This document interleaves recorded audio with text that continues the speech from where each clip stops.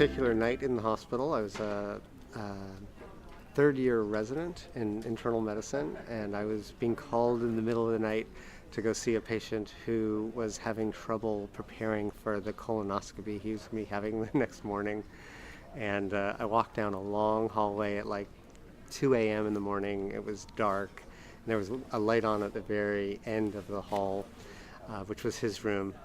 And I walked into his room, and there was a man sitting at the side of his bed with his head in his hands and a big gallon jug of Go Lightly, which was the medication he was going to be taking to sort of cleanse his bowel before his procedure the next day.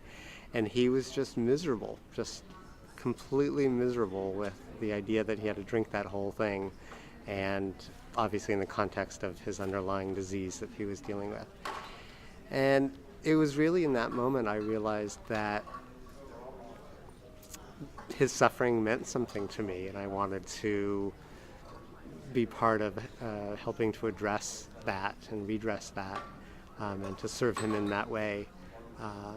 And so that was really just for me the beginning of when I realized that I cared most deeply about the quality of people's lives and the comfort and helping to address individual people's suffering.